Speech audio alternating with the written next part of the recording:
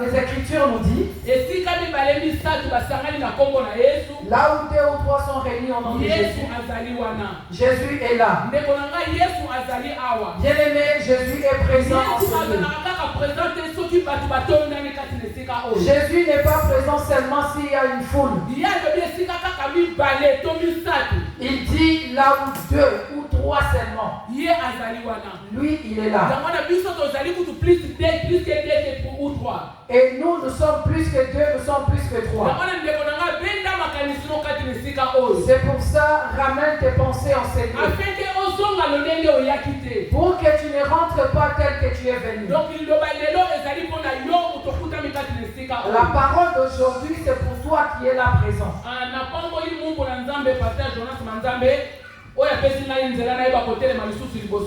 Je bénis l'homme de Dieu, le pasteur Jonas Manzambe, qui m'a accordé l'occasion d'être encore là. Que Dieu le bénisse ainsi que toute sa famille. Que Dieu bénisse tous les hommes de Dieu présents dans ce lieu. Que Dieu te bénisse aussi toi, papa, maman ou jeune qui est présent dans ce lieu.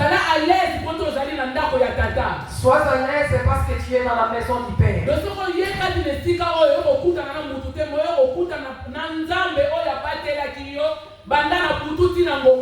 Si tu es venu là, tu n'es pas venu pour un homme. Tu es venu rencontrer le Dieu qui t'a gardé toute la nuit jusqu'à ce moment. Le Dieu qui nous a gardés depuis notre naissance jusqu'aux âges que nous avons. Amen. Amen. Nous acclamons pour la gloire de Dieu.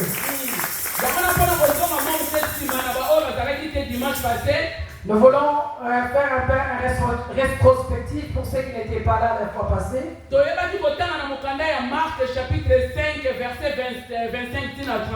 Nous avons lu l'évangile de Marc, chapitre 5, du verset 25 au 31. Nous avons parlé sur la femme de la perte de sang. Notre thème était mon nom a été avalé. Kombo Nanga et Mélanie. Cette femme, son nom a été avalé. Le nom de la femme de perte de sang, ce n'est pas son vrai nom. Beaucoup parmi nous, leurs noms sont avalés. Leurs noms sont avalés par rapport aux situations qu'ils traversent. Cette femme, son nom a été avalé par la maladie qui était dans son corps. Il y a beaucoup de surnoms qui avalent nos propres noms. Il y a de ces noms, lorsqu'on te donne ces noms-là, tu es élevé. Tu peux avoir un nom et par rapport à ce nom-là, on t'appelle PDG. Par rapport à ce nom-là seulement, on peut t'appeler directeur ou pasteur. C'est un nom qui t'honore devant les hommes. Mais cette femme n'a pas eu cette chance.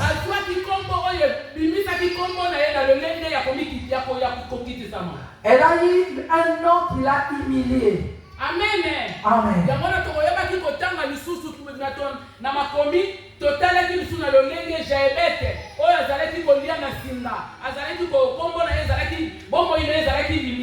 Nous avons lu aussi l'histoire de Jaébé qui sa vie était limitée. Mais lorsqu'il a grandi, il a compris.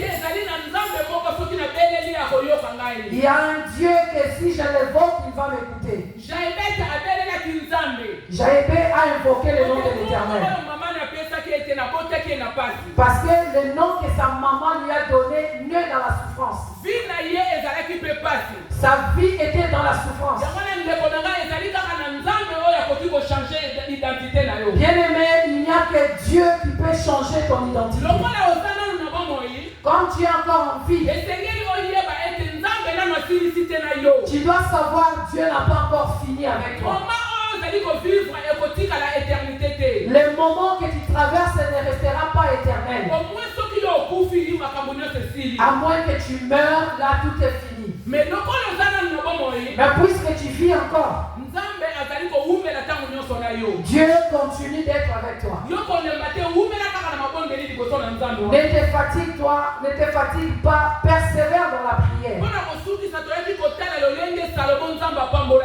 À la fin, nous avons vu comment Salomon a été béni.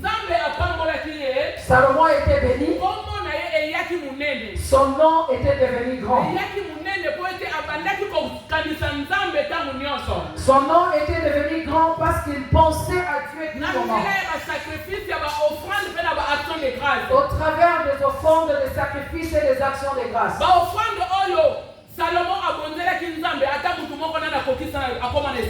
L'offrande que Salomon a donnée à Dieu, personne n'est encore arrivé à ce niveau. Amen. Amen.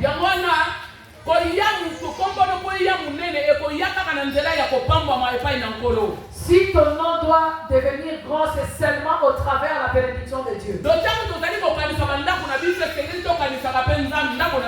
Lorsque nous pensons à nos maisons, nous devons penser aussi à la maison de Dieu. Parce que notre Dieu, nous ne le voyons pas physiquement. Nous les voyons au travers des hommes de Dieu.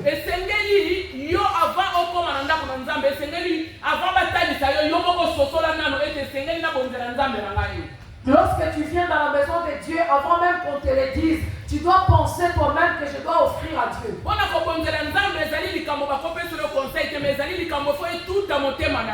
Pour donner l'offrande à Dieu, il ne s'agit pas qu'on te conseille. C'est quelque chose qui doit venir de toi.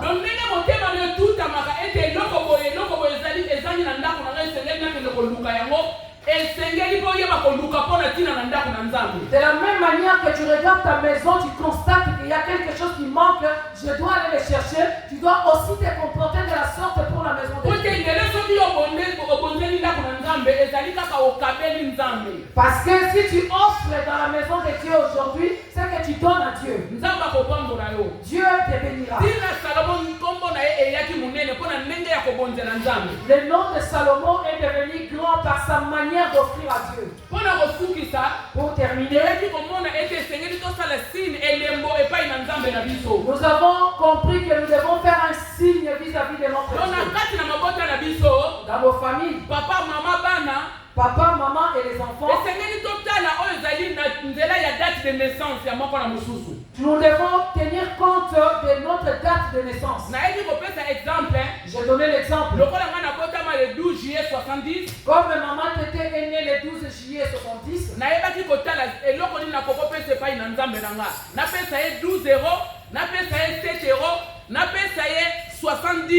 ou bien combien? Par rapport à ma date de naissance, je vis, est-ce que je dois donner 12 €, est-ce que je dois donner 7 € ou je dois donner 70 €? Si j'en ai beaucoup, je peux aussi donner à Dieu 1970 €.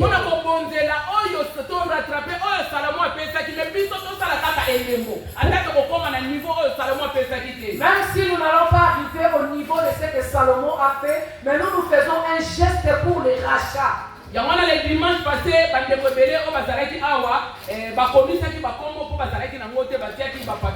et le dimanche passé, il y a ceux qui n'avaient pas l'argent sur place, ils ont inscrit leur nom sur un bout de papier. Donc, nous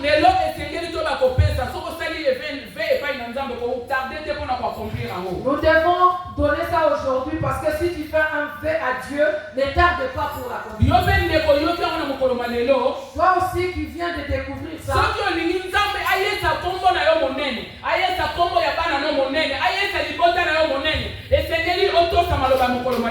Si tu veux que Dieu rende ton nom grand, que Dieu rende le nom de tes enfants grand, tu dois obéir à cette parole. Bien-aimé, si tu écoutes la parole de Dieu, n'endurcis pas ton cœur. Dieu te bénira. Parce que tout est significatif devant Dieu. Alléluia. Amen. Nous acclamons pour la gloire de Dieu. Bien-aimé, toi qui as compris, fais ça pour ta vie, fais ça pour ta famille.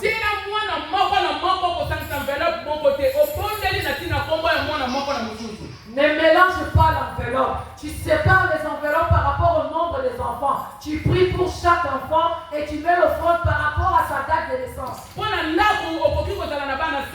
Parce que dans la maison, tu peux avoir 5 enfants. Mais tous ne seront pas bénis pareil. Chacun de tes enfants sera béni par de ce que Dieu a prévu pour lui. Parce que si nous regardons dans la famille de David, Eliab était un géant. Mais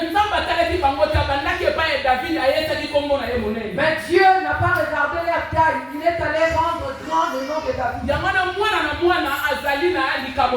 C'est pour ça que chaque enfant a son don. La destinée de tes enfants sont entre les mains de Dieu. Toi aussi qui as perdu aujourd'hui ta destinée, Dieu peut te les ramener. Alléluia. Amen. Que Que Dieu bénisse tout et chacun qui a compris. Et nous allons entrer dans notre sujet du jour. Nous prenons nos Bibles. Nous sommes dans le livre de 1 Samuel. Chapitre 1, verset 1 à 13. Premier chapitre du premier verset au 13e verset. Amen. Papa quel? Papa, celui qui a trouvé peut faire la lecture. Lire pour nous 1 Samuel chapitre 1, verset 1 jusqu'à 13. 1 Samuel 1, 1 à 13. Nous nous levons pour honorer la parole de Dieu. Amen.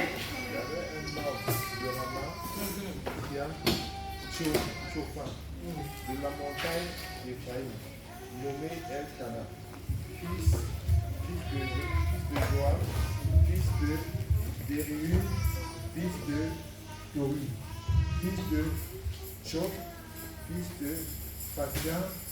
Il avait deux femmes, dont une s'appelait Anne et l'autre Pénina. Pénina avait deux enfants, mais Anne n'en avait point. Chaque année, cet homme montait de sa ville à Silo pour adorer l'Éternel des armées et pour lui offrir des sacrifices. Là se trouvaient les deux fils d'Élie, Ophir et Fanny, sacrificateurs de l'Éternel. Le jour où Elkana offrait son sacrifice, il donnait des portions à Pénina sa femme, et à tous les fils et à toutes les filles qui avaient elle. Mais il donnait à Anne une portion double, car il aimait Anne que l'Éternel avait rendue stérile. Sa rivale lui prodiguait des mortifications pour la porter à sanctifier de ce que l'Éternel l'avait rendu stérile. Et toutes les années, il en était ainsi. Chaque fois qu'Anne montait à la maison de l'Éternel, Pénina la mortifiait et la mortifiait de la même manière. Alors, elle pleurait et ne mangeait point. Elkana, son mari, lui disait: Anne, pourquoi pleures-tu et ne manges-tu pas? Pourquoi ton cœur est-il attristé? Est-ce que je vaux? Je ne vaux pas pour toi mieux que tes fils.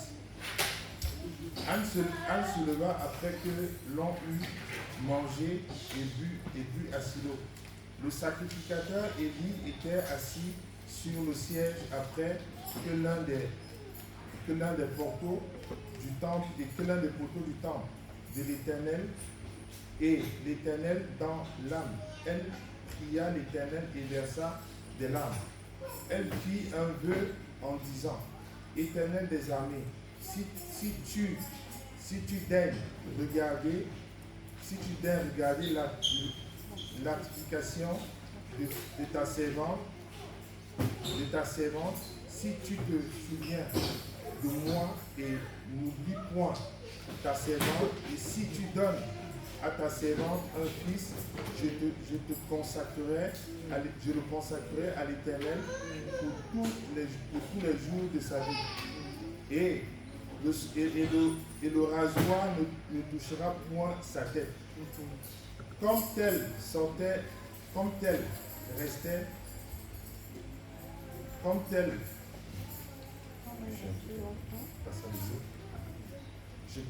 C'est jusqu'à 13. C'est jusqu'à 13. Et le rasoir ne touchera point sur sa tête. Comme tel restait longtemps en prière devant l'Éternel, Élie observa sa bouche. Anne parlait dans son cœur et ne faisait que murmurer des lèvres, mais on n'entendit point. sa voix. Élie pensa qu'elle était ivre. Amen. Parole de Dieu. Alléluia. Nous acclamons pour la parole de Dieu et nous prenons nos places.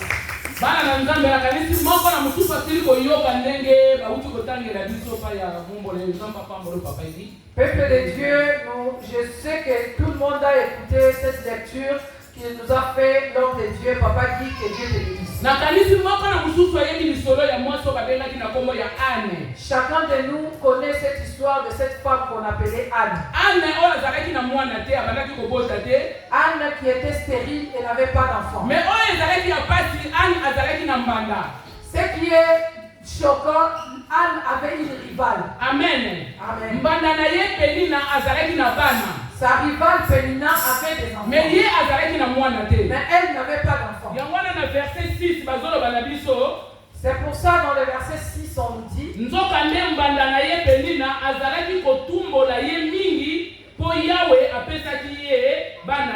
sa rivale Pénina l'a mortifié parce que Dieu l'avait rendu stérile. Amen.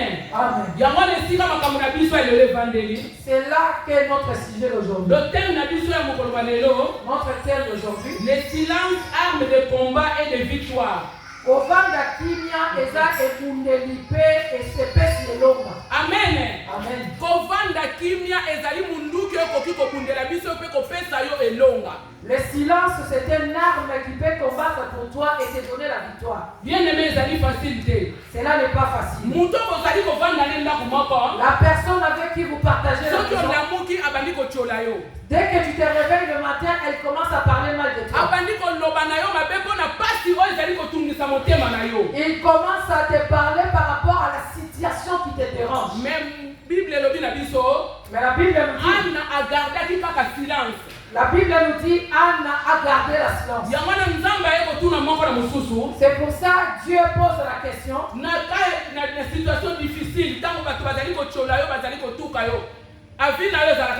Lorsque tu traverses les moments difficiles et que les gens parlent mal de toi, quel est ton comportement? Amen. Amen. Anne ne parlait pas. Pénina a chanté à l'opinion sur Kokikosala. Pénina avait dit et fait tout ce qu'elle pouvait faire. Mais Anne a battu la kika comme Anne avait conservé ses lèvres. Silence bana nzambe. Le silence ce n'est pas quelque chose de facile. Dans la vie de tout et chacun, aujourd'hui tu peux te provoquer. Tu peux dire je ne dirai rien. Demain tu vas dire je ne dirai rien. Mais après demain, tu vas te dire non. Tu vas dire non, j'en peux plus. Aujourd'hui il va m'entendre. Aujourd'hui, il va me sentir. Les paroles peuvent sortir. Mais la parole nous dit nous devons savoir garder le silence. Dans le moment difficile, préserve tes paroles. Aujourd'hui, nous savons que Pénina a mortifié Anne. Mais elle n'a rien changé dans la vie d'Anne. Elle n'a rien changé. Aujourd'hui, on peut aussi t'insulter. On peut parler mal de toi. Mais ils ne te changeront pas. Tu resteras toi. Il y a une seule personne qui pourra te changer, c'est Dieu. C'est pour ça, savoir garder ses paroles. Ce n'est pas un signe de faiblesse. C'est un signe plutôt de l'élévation. Si le monde ne peut pas, on répond à un imbécile avec silence. On répond à un imbécile par le silence. Bien aimé.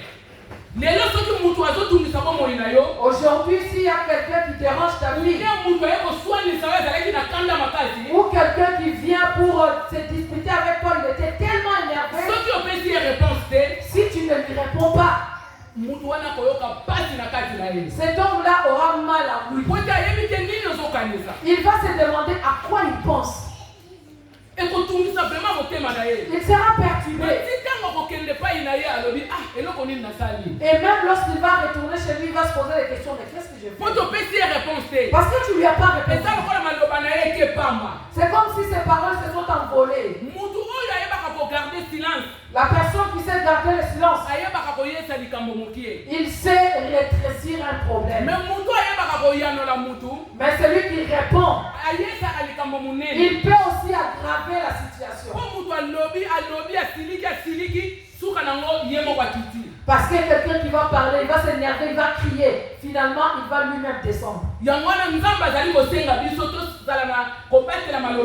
C'est pour ça que Dieu nous demande de garder nos paroles. Dans le moment des épreuves, apprends à garder ta parole. Lorsque Anne a vu que c'était trop de mortification, il s'est dit, je vais me lever. Anne a pris la décision de partir dans la maison de Dieu. Tout le temps, elle ne voyait pas la gravité de ce qu'elle était insultée. Mais ce jour-là, elle a pris la décision de se dire trop, c'est trop. Je ne peux pas me disputer avec Pénina, mais je vais retourner auprès de celui qui donne des enfants. Alléluia. Amen. Psaume chapitre 34, verset 16. Le livre des Psaumes, chapitre 34, verset 16. La Bible nous dit: les yeux de l'Éternel sont sur les justes, et ses oreilles sont attentives à leurs cris. Amen. Les yeux de l'Éternel bien-aimé sont fixés sur les justes, et ses oreilles écoutent tous ceux qui pleurent vers lui. Anne est partie vers Dieu. Il est allé s'agenouiller devant Dieu pour montrer à Dieu ce qui dérangeait son cœur. C'est pour ça, bien aimé, nous les enfants de Dieu, parle peu devant les hommes, mais parle beaucoup devant Dieu. Tu peux faire passer toute une journée en train de parler. Tu n'as pas péché. Mais si tu parles seulement 5 minutes devant les gens, même lorsque la conversation s'allonge, dans toutes ces paroles-là, vous n'avez pas manqué de parler le mal de quelqu'un. Amen. Amen. Tu vas pécher parce que tu as tellement parlé, tu n'as plus rien à dire, maintenant tu commences à parler des autres. Bien aimé, si tu vois bien quelque chose qui dérange ton cœur, cherche ton coin et parle avec Dieu.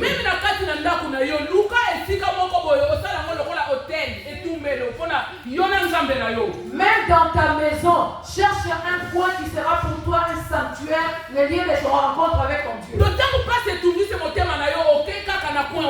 Lorsque tu as des problèmes dans ton cœur, va dans ces coins-là. Tu parles avec ton Dieu. Les dieux qui écoutent la prière, il répond. Anne est retournée dans le temple. Ce jour-là, elle a dit, ça ne concerne pas toute la famille, c'est moi qui souffre. Anne, elle est allée beaucoup parler à Dieu.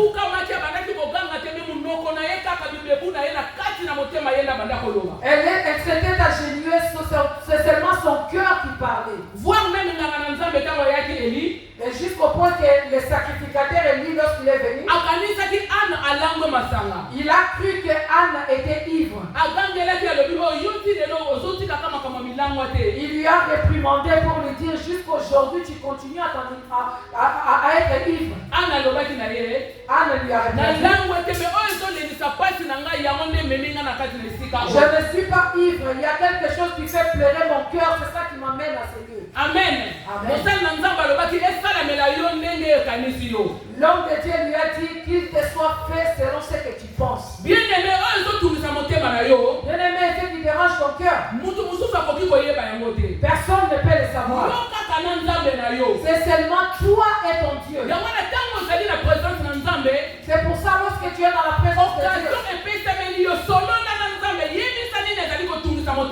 l'occasion t'est donnée pour que tu dises à Dieu ce qui dérange ton cœur. Tu peux voir quelqu'un très bien vêtu, il est très bien maquillé, mais dans son cœur, il y a une douleur qui ronge son cœur. Qui pourra te consoler, bien-aimé? La seule personne qui pourra te consoler, c'est ton Dieu. Dieu voit l'intérieur du cœur. Il connaît les besoins et les angoisses de tout et chacun. C'est pour ça qu'elle a dit, mon problème ce n'est pas Pénina. Mon problème c'est Dieu. Amen. Parce qu'il y a beaucoup de gens qui mortifient les autres. Dans le cas de Anne, c'était sa rivale Pénina qui l'a mortifiée. Mais de telles situations, nous rencontrons ça même dans l'église, même partout où nous sommes. Dans ta situation qui te dérange, il y a ceux qui ne peuvent pas garder silence. Si seulement tu fais quelque chose, tout ce qu'il a gardé, qu'il sait de toi, il va faire sortir tout cela en une minute. Et tu vas t'étonner. Il va t'insulter de tous, il va décrire toute ta vie pour rajouter la douleur sur ce que tu as déjà. Beaucoup parmi nous sont comme ça.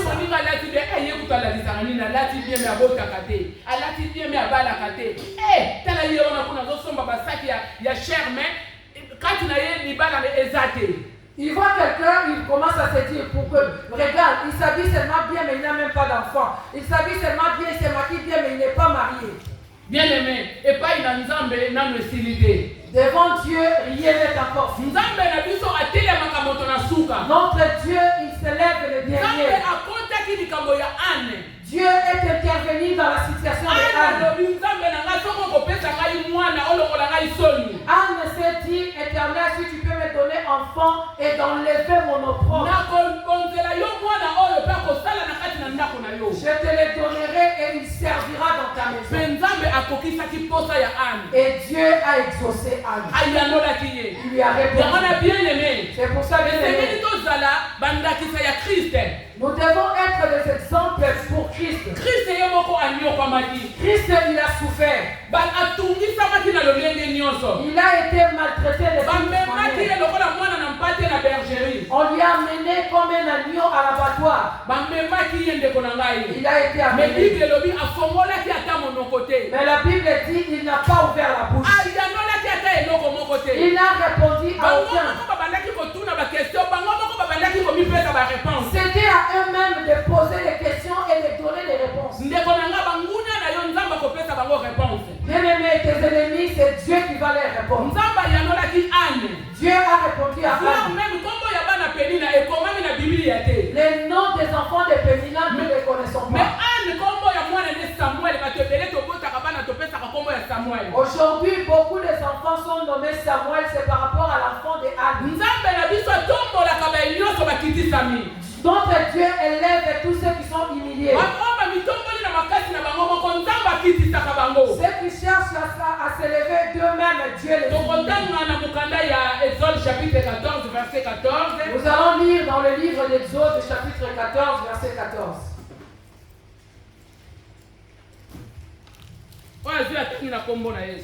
Celui qui a trouvé fait la lecture au nom de Jésus. J'ai dit au nom de Jésus. Amen. Exode 14, 14, la Bible nous dit ceci. L'Éternel combattra pour vous et vous gardez silence. Amen. Amen. Amen. Amen. Bien-aimé, Bien-aimés, nous connaissons l'histoire des enfants d'Israël. Dieu a envoyé Moïse à libérer les enfants d'Israël en Égypte.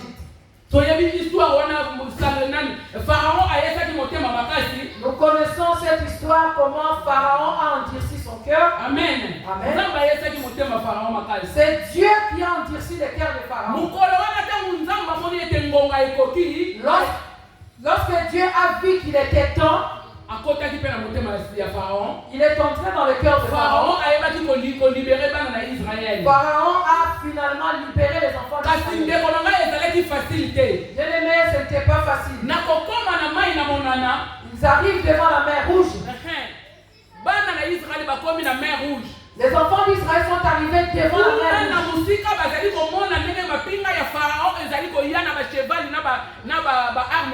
De loin derrière, ils ont vu l'armée d'Égypte qui les poursuivait.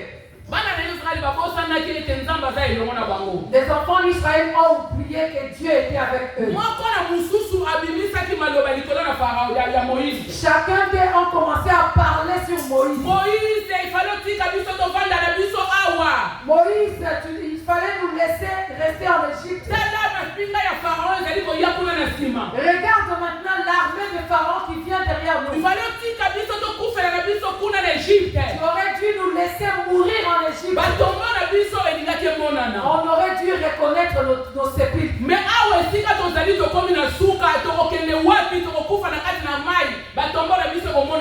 Mais là où nous sommes limités. Nous allons mourir dans l'eau et il n'y aura pas de trace de nos sépulcres.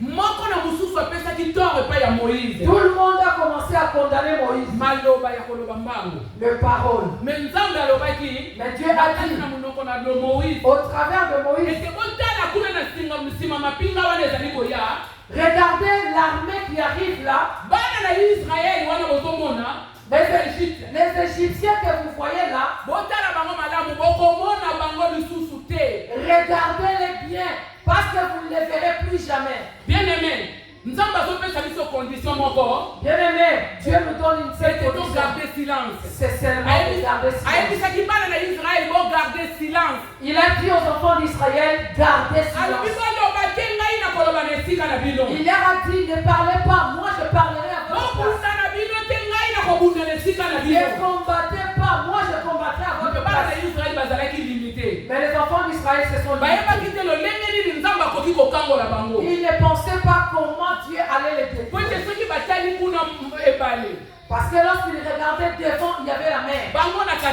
Et au milieu, et derrière l'armée d'Égypte qui venait. Bien-aimé, la parole est dit. Là où notre intelligence s'arrête, c'est là que commence Dieu. Là où tu es limité, ce n'est pas la vraie limitation. Dieu connaît ta situation.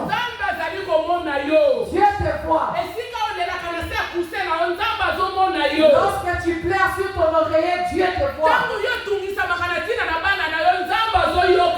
Lorsque tu t'angoisses à propos de tes enfants, Dieu te voit. Toi, garde silence. Ce n'est pas utile de commencer à répondre aux gens. Lorsque tu te mets à répondre aux gens, ça veut dire que tu cherches à combattre toi-même. Beaucoup parmi nous sont comme ça. Lorsqu'on lui annonce quelque chose, tu ne sais pas qu'on a parlé mal de toi. Tu ne sais pas, il a enchéré tes enfants. Tu vas te dire, ah bon, qu'est-ce qu'il a dit? Même s'il faisait le ménage à la maison, il laisse le ménage. Il va se dire, je vais aller le voir. Moi, on ne joue pas avec moi. Aujourd'hui, il saura de quel bois je me chauffe. Tu vas aller combattre par tes propres efforts. Le diable a ses envoyés qu'il envoie pour venir nous déstabiliser. Bien-aimé, moi si mon conseil est déjà bon. Il y a une femme qui s'est levée comme ça. Lorsqu'elle a seulement entendu manque de sagesse, elle s'est levée, elle est allée pour aller se battre. Là où elle est partie, elle est allée trouver cette femme aussi colérique. Malgré qu'elle avait mal parlé d'elle, elle s'est dit, tu as on lui a coupé l'oreille. On lui a coupé l'oreille à cause d'elle. l'oreille a été coupée à cause de l'orgueil. Pour par manque d'humilité, elle a perdu l'oreille. Au lieu de laisser la place à Dieu, elle s'est fait couper l'oreille. Bien-aimé, laisse la place à Dieu. Anne a laissé la place à Dieu. Et Dieu ne l'a pas abandonné. Dieu a intervenu dans sa situation. Ta silence, cela te défendra un jour. Cela te donnera la victoire un jour. Dans le psaume 23,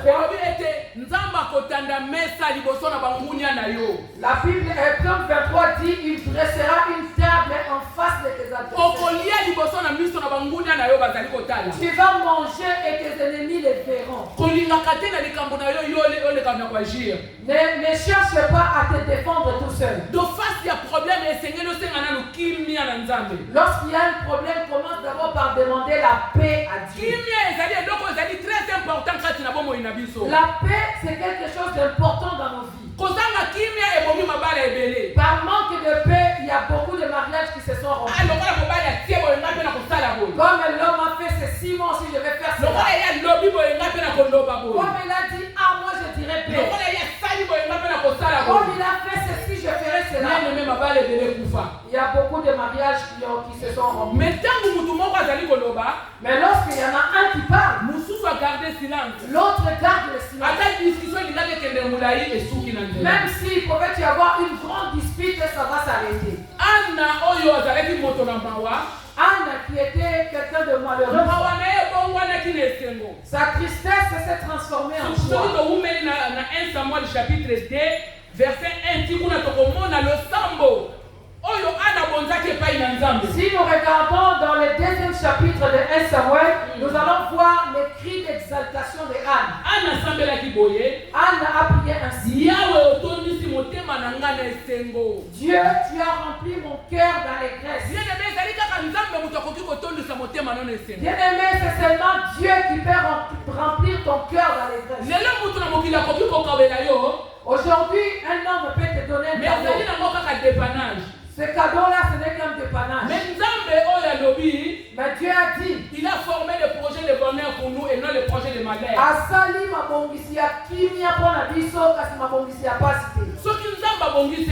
Si Dieu prépare quelque chose pour toi, ta joie reste permanente. Dieu m'a donné la force.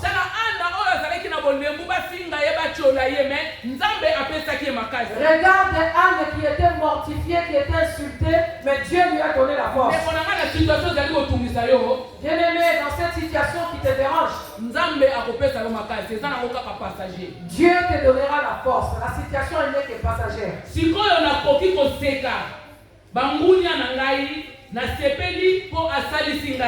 Maintenant, je peux me réjouir face à mes ennemis, car Dieu m'a secouru.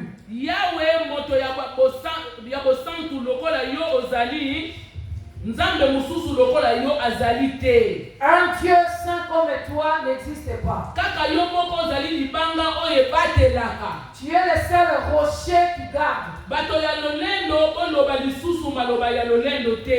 Que les orgueilleux ne parlent plus par rapport à leur orgueil.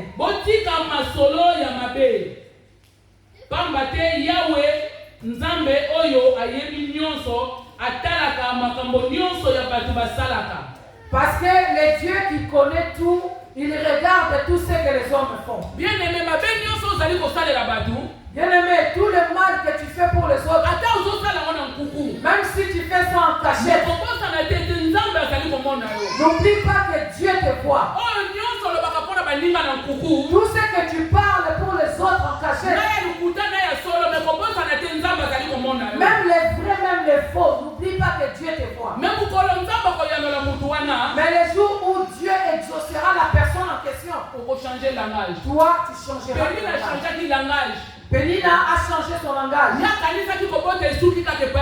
Elle a cru que c'est elle qui a mis fin à l'histoire de la naissance.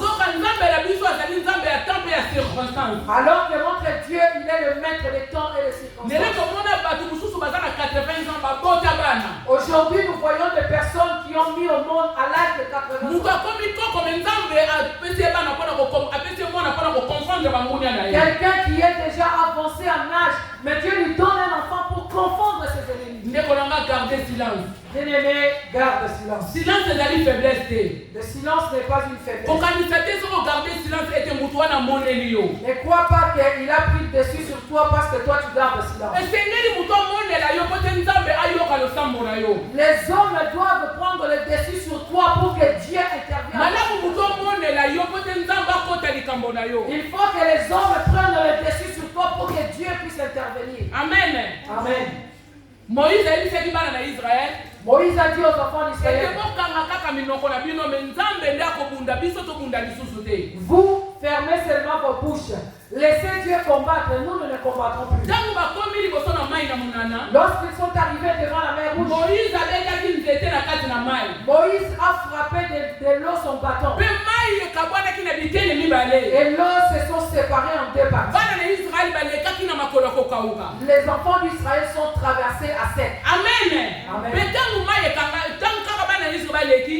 Lorsque seulement les enfants d'Israël sont partis, les Égyptiens aussi ont voulu se précipiter pour suivre les enfants d'Israël. Et Dieu a remis l'eau en place et ils étaient tous engloutis. C'est pour ça que lorsque tu pries dans un combat spirituel, n'aie pas pitié de Satan. Mais dis pas que non, Dieu a dit ne rendez pas le mal pour le mal. Parce que l'eau qui s'était enfermée, c'était par la puissance de Dieu. Parce que malgré que c'était Moïse qui avait frappé, c'était par la puissance de Dieu. Lorsque tu es debout dans ta maison, s'il s'agit d'envoyer le feu à tes ennemis, ne rigole pas, envoie le feu. Dieu n'a pas eu pitié des Égyptiens. Il les a laissés dans l'eau, ils étaient tous morts. Dieu va intervenir. Pour finir, nous lisons le livre des Proverbes, chapitre 11 et le verset 12.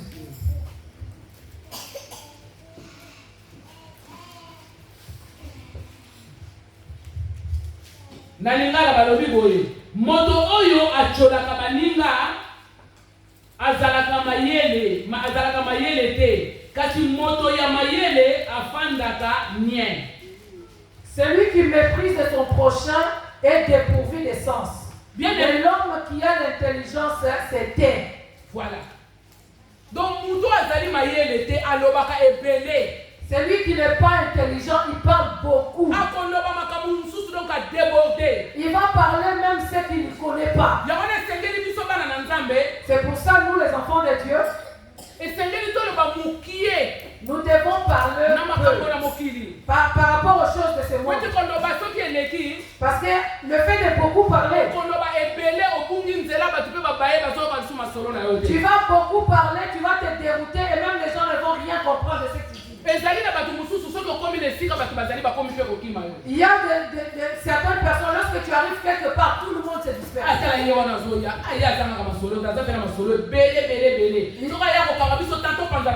Ils vont se dire, ah lui là encore, il va beaucoup parler, il va raconter sa vie. Ah non, non, allons-y.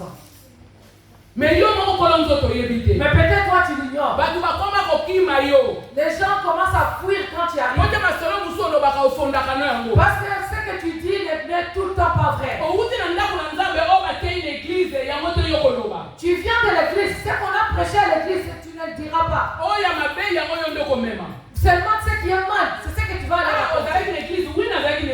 On va poser la question, déjà l'église va dire oui, j'étais là. Comment ça s'est passé? Tout s'est bien passé, mais. Tout s'est bien passé, mais. Ah, il y a une femme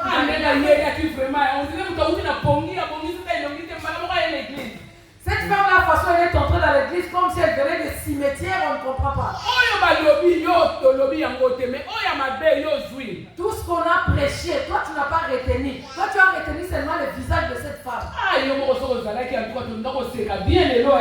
Si tu étais là, on allait bien se moquer d'elle. De toute façon, elle était habillée. On dirait quelqu'un qui n'est pas en Europe. Bien aimé. Tu as péché. Et le dimanche prochain, lorsque tu vas venir, tu vois la personne en question. Tu seras la première à aller lui dire bonjour. Les yeux de l'Éternel sont sur toi. Mais celui qui a de l'intelligence, c'était. Bien-aimé, aie l'intelligence. Quelqu'un qui vient te rapporter des histoires. Il part de sa maison, il vient dans ta maison.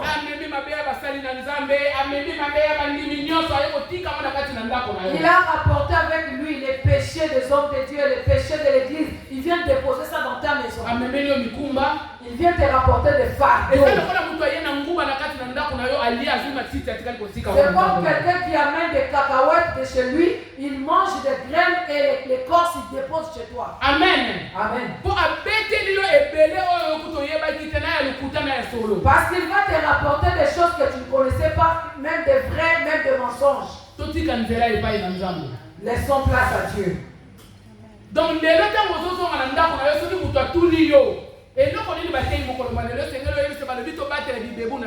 lorsqu'on te posera la question aujourd'hui, qu'est-ce qu'on a prêché aujourd'hui? Tu dis simplement, on nous a dit de préserver nos lèvres. Bien-aimé, bien-aimé, souvent parmi nous, tu entendras quelqu'un qui t'appelle au téléphone. Avec le téléphone, tu peux aussi lui dire, je te reçois au nom de Jésus. Et en ce moment-là, les choses qu'il voulait te dire, il va se dire, ah, il y a le nom de Jésus qui intervient, lui, il va aussi, il va dévier sa conversation.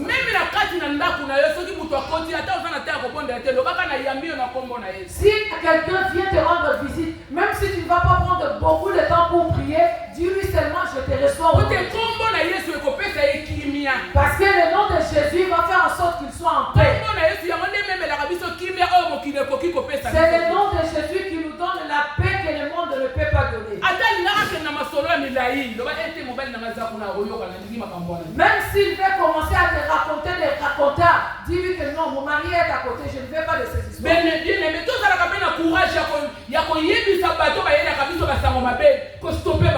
Bien-aimé, ayons du courage de dire non à ce qui ne te plaît pas. Ayons le courage de dire aux autres, taisez-vous. Amen. Amen. Ces jours-là, Jésus dans le barque. Le barque allait prendre nos phages.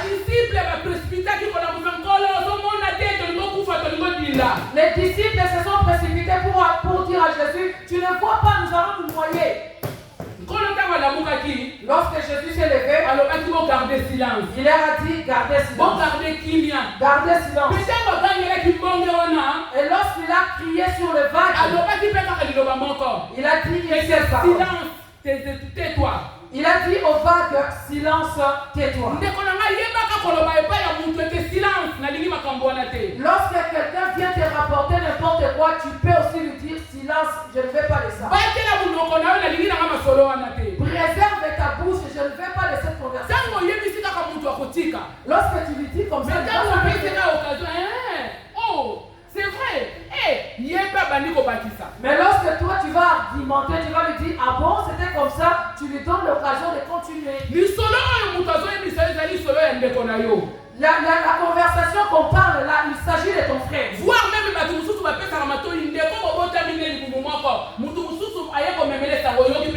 Parfois même ton frère du même sang, quelqu'un d'autre qui vient parler mal de lui, mais tu es là à l'écouter.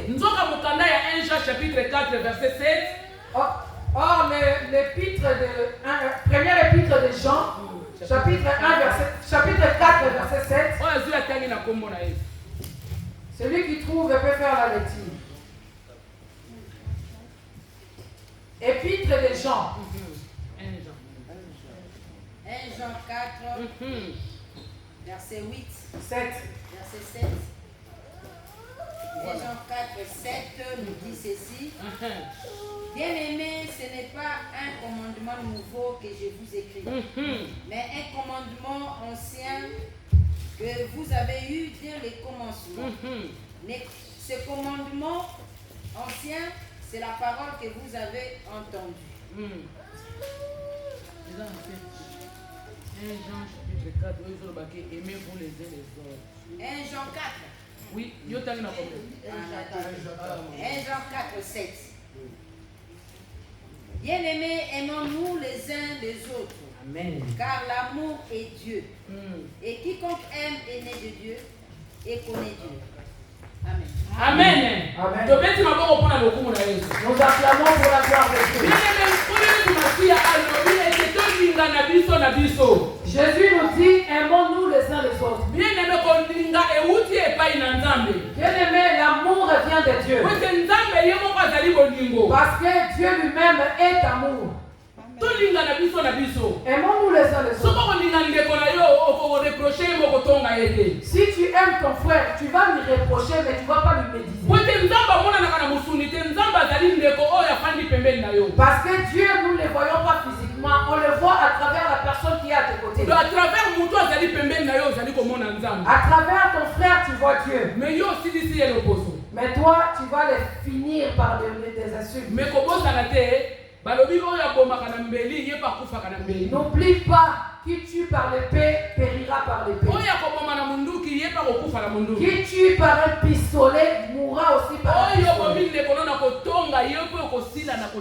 Tu tues ton frère en lui médisant, toi aussi tu seras fini par le médisant. Donc quelque part,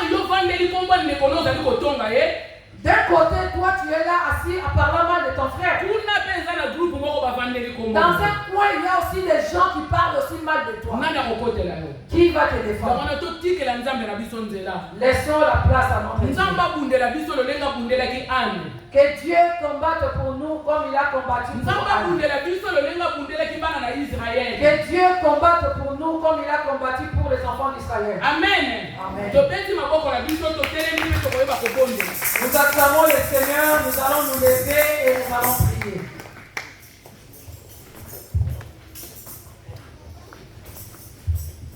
Groupe d'adoration, s'il vous plaît.